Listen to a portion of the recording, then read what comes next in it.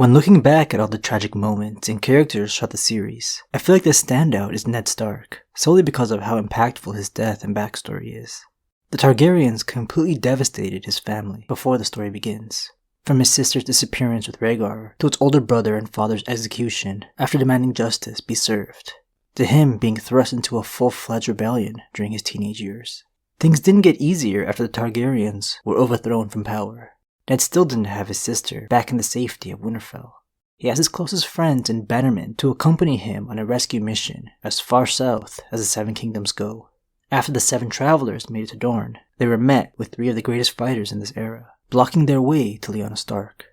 Ned lost 5 of the men that risked their lives for his cause, just to find his sister on her deathbed. For 15 years, he had to live with the burden of the promise she asked him to keep, and have Jon's identity remain a secret while he raised him as his own. Pretending like Jon was his own son dishonored his new wife, Catelyn, and they had to deal with that hindering their relationship. Catelyn took her anger out on Jon, treating him horribly during his entire upbringing while Ned could say nothing. Ned's honor and love for his foster father and brother, Jon Arryn and Robert Baratheon, took him to King's Landing, where an honorable man won't survive long. Ned's life seems tragic because of how likable of a character he is. There is much worse. There were a lot of good moments for him while in Winterfell, where he watched his children grow up, where the Starks are safe. Other characters lived an entire existence of misery. From the moment the Lannisters arrived in Winterfell, Catelyn's life has been a living nightmare. Her children are her whole world, and them coming into harm is torture for her. Bran's fall from the tower, then half her family going off to live in a place of uncertainty. She's forced to defend her comatose son from an assassin cutting her hand to the bone. Ned is executed. Her fears of her family getting hunted by the Lannisters becoming reality. Arya is lost to her, and Sansa is held hostage, while her eldest son wages war for vengeance and justice. Theon betrays his foster family and attacks Winterfell, with Kat's youngest 2, Bran and Rickon, still within the walls, with no other family to look to. She felt like a failed mother with everything that was happening to the Stark kids, and with how little she could do to help things. Robb didn't need her anymore, and everything that she did irrationally made things worse, like capturing Tyrion. Her partner's death had devastated her, but there wasn't even time to mourn during the War of the Five Kings. She kept pressing forward, but it was tearing her apart in the early stages of the second book, where she had a bunch of POV chapters. The steel was polished to such a high sheen that she could see her reflection in the breastplate, gazing back at her as if from the bottom of a deep green pond. The face of a drowned woman, Catelyn thought. Can you drown in grief? She turned away sharply, angry with her own frailty. She had no time for the luxury of self-pity. And then came the news of the fate of her youngest ones. Theon claimed to have them burned alive while taking the castle. We all know this didn't really happen, but Catelyn didn't know better. Another devastating blow she wouldn't recover from. I am becoming a sour woman, Catelyn thought. I take no joy in mead or meat, and song and laughter have become suspicious strangers to me. I am a creature of grief and dust and bitter longings. There is an empty place within me where my heart was once.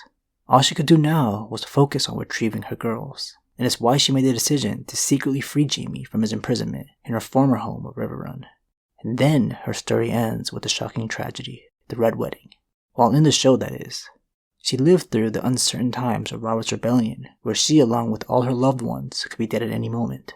So Cat never wanted Robb to wage his war campaign. She just wanted him back at Winterfell. But he was killed right in front of her, his army crushed in a single night due to a betrayal. The entire massacre is in her perspective, so we really see the effects it had on her mental state before she too is killed. The tears burned like vinegar as they ran down her cheeks. 10 fierce ravens were raking her face with sharp talons and tearing off strips of flesh, leaving deep furrows that ran red with blood. She could taste it on her lips. It hurts so much, she thought. Our children, Ned. All of our sweet babes. Rickon, Bran, Arya, Sansa, Robb. Robb, please, Ned. Please make it stop. Make it stop hurting. The white tears and the red ones ran together until her face was torn and tattered. The face that Ned had loved. Catelyn Stark had raised her hands and watched the blood run down her long fingers, over her wrists, beneath the sleeves of her gown. Slow red worms crawled along her arms and under her clothes. It tickles. That made her laugh until she screamed. Mad, someone said. She's lost her wits. And someone else said, make an end, and had grabbed her scalp just as she had done with Jingle Bell. And she thought, no, don't cut my hair. Ned loves my hair. Then the steel was at her throat, and its bite was red and cold. The shock drove her mad, and before she knew it, Cat was clawing at her own face, laughing maniacally. She always believed it was a cruel, monstrous thing for a mother to lose a child. Before this moment, Catelyn believes the most unfortunate creature on earth is an ugly woman, referring to Brienne. Kinda says a lot about her as a character. But Brienne's life is pretty damn tragic. Despite her high birth, her status didn't stop the other spoiled noble bullies from harassing her throughout her life. She's repeatedly described as freakishly large and unattractive. Finding a suitable, beneficial match for a lady of a house is pretty much all women are expected of in this primitive world. Brienne's father, Lord Selwyn Tarth, tried arranging some matches for her, but all fell through, and eventually gave up and allowed her to train with a sword like she always wanted. She always admired a knight's lifestyle and vows, though she knew she could never be in the same ranks because of her gender. Even with how naive she is, Brienne recognized this from the start but trained regardless. She's always felt like a disappointment, and a life filled with harsh judgment has made her distant and a little robotic in nature. When trying to be convinced to put down her sword and armor and return to her father back at Tarth, she thinks to herself, "A daughter." Brienne's eyes fill with tears. He deserves that. A daughter who could sing to him in Grace's hall and bear him grandsons. He deserves a son too, a strong and gallant son, to bring honor to his name.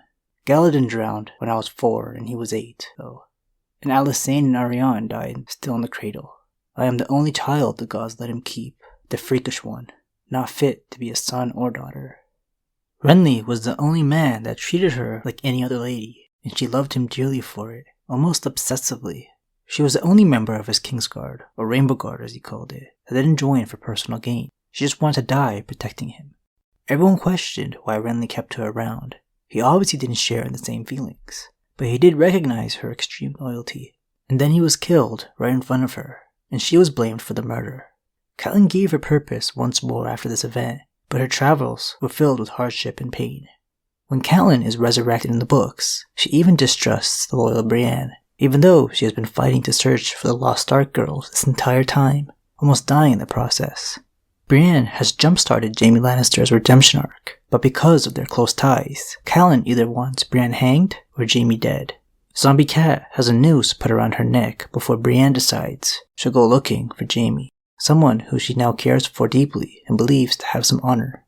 And of course, there's Jaime, who killed the king he swore to protect in order to save an entire city from exploding, but is only ever seen as an oathbreaker instead of a hero, like he always dreamed of becoming. But with everything else going on in the story, it's hard to feel bad for him. This is a world where entire villages filled with innocent commoners are burned down because of a couple nobles going at it, especially in the Riverlands. Those guys have had it rough because of their location. But it's difficult to have the same level of empathy for them compared to likable characters like Jon Snow, because of how little time is spent fleshing them out. We can't get a grasp of how much pain they're dealing with internally if they don't have any POV chapters. There's not many happy moments in Jon Snow's story arc at all. Maybe the short-lived fling with Ygritte, but even that ended with her early death. He felt like he didn't belong in Winterfell with his family because of how Catelyn treated him, so he decided to join the Night's Watch, where family names don't mean much, and even a bastard can live out an honorable life. But Jon had to learn firsthand that life on the Wall was nothing like the stories he heard. He still stuck around though, because of his inherited sense of duty he got from Ned, and all it did was get him killed. Tyrion is another deeply tragic character, and by the 4th book is almost completely broken after finding out the truth about his first marriage by his brother Jaime before escaping King's Landing. He was born a dwarf, and a difficult birth led to the death of his mother. His sister Cersei and father Tywin made sure it was known that they felt he was responsible. When he finally was able to find love, his father made sure to teach him a lesson for going off and marrying a common girl without his leave. Tywin made Jaime make up a story that she was a hired whore he found, and to prove it to him, all of Tywin's guards slept with her in one night. Then Tyrion was forced to go last and pay her a gold coin, because a Lannister is worth more. This made Tyrion feel like no one would ever love him, and drove him into drinking and whoring. Many years later, Jaime finally told him the truth, that Tysha, the girl he married, truly did love him, and Tywin's men were actually raping her. His whole character and story arc can be described as unfortunate.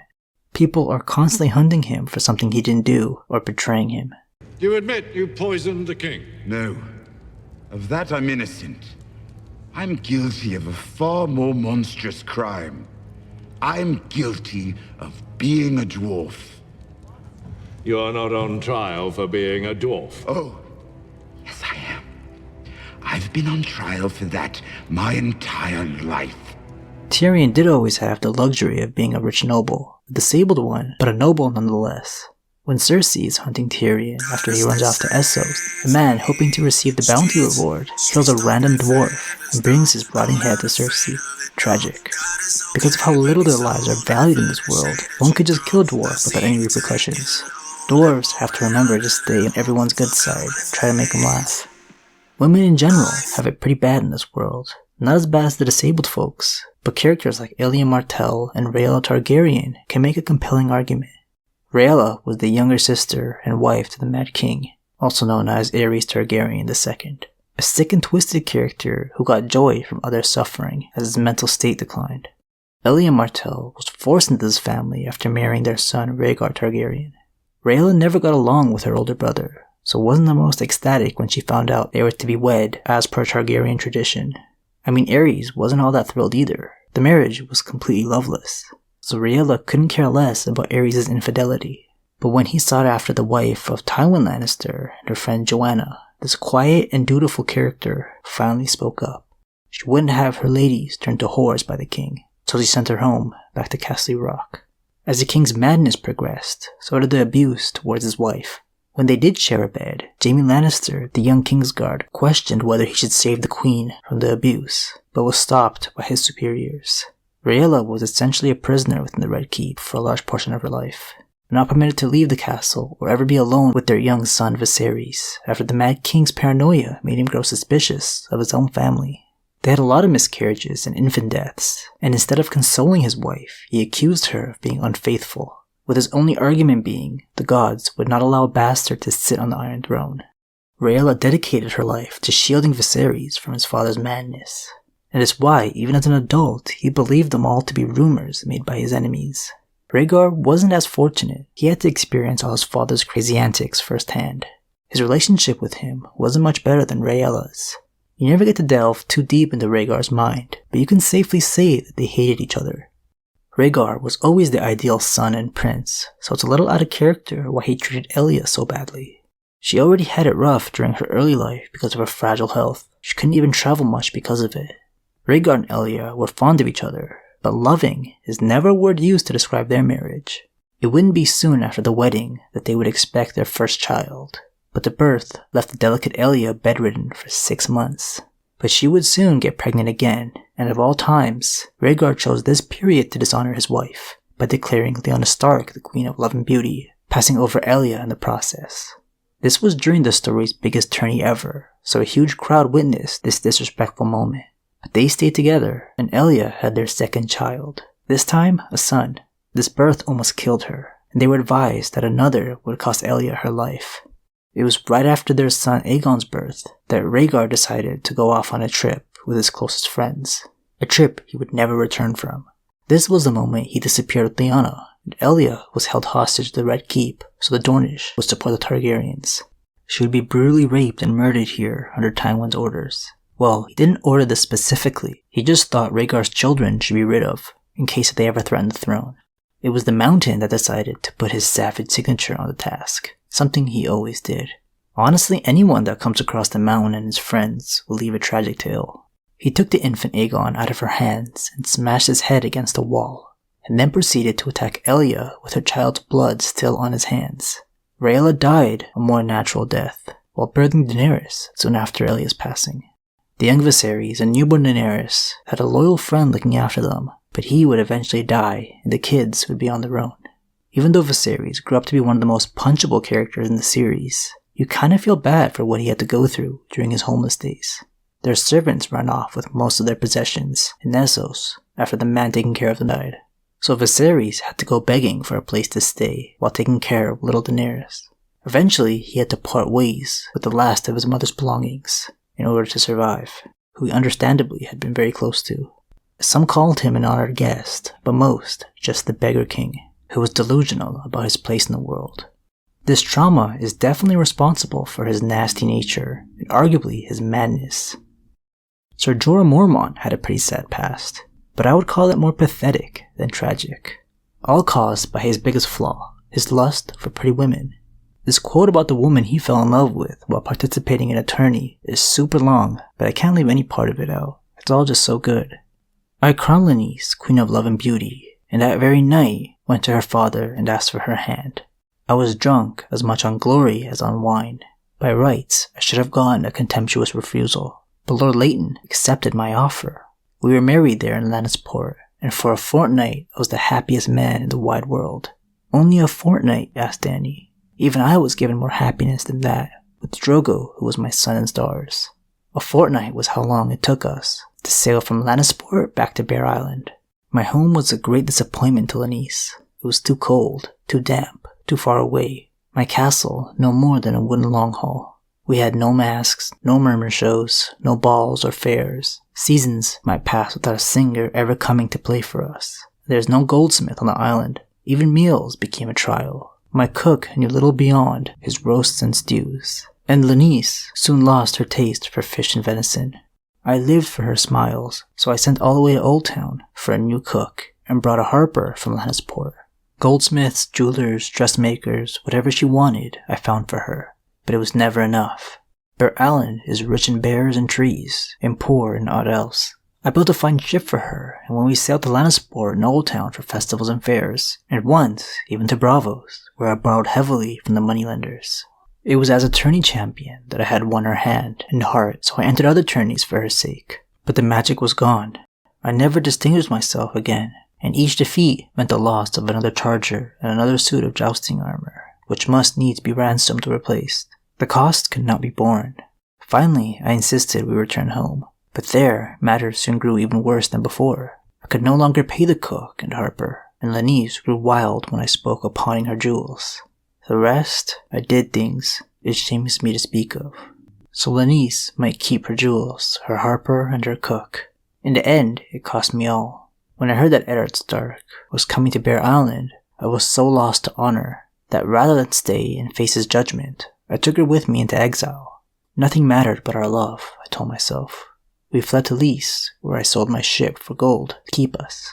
His voice was thick with grief, and Dany was reluctant to press him any further. Yet she had to know how it ended. Did she die there? She asked him gently. Only to me, he said. In half a year, my gold was gone, and I was obliged to take service as a sellsword. While I was fighting Bravosi on the Rhoyne, Lenise moved into the manse of a merchant prince named Jorah Mormont. They say she is his chief concubine now, and even his wife goes in fear of her. Dany was horrified. Do you hate her? Almost as much as I love her, Sir Jorah answered. Pray excuse me, my queen. I find I am very tired. She gave him leave to go, but as he was lifting the flap of her tent, she could not stop herself calling after him with one last question. What does she look like, your Lady Lenise? Sir Jorah smiled sadly. Why, she looked a bit like you, Daenerys. He bowed low. Sleep well, my queen. Dany shivered and pulled the lion skin tight about her. She looked like me. It explained much that she had not truly understood. There's a bunch of book-only characters that make Jorah's troubles seem laughable. Also from the north, Lady Donella Hornwood had the misfortune of being forced to marry Ramsay, even though she was old enough to be his mother. Her husband and son were recently killed during the War of the Five Kings, fighting for Robb with the rest of the Northmen, and lords were already making their intentions known to marry her for all her land and power.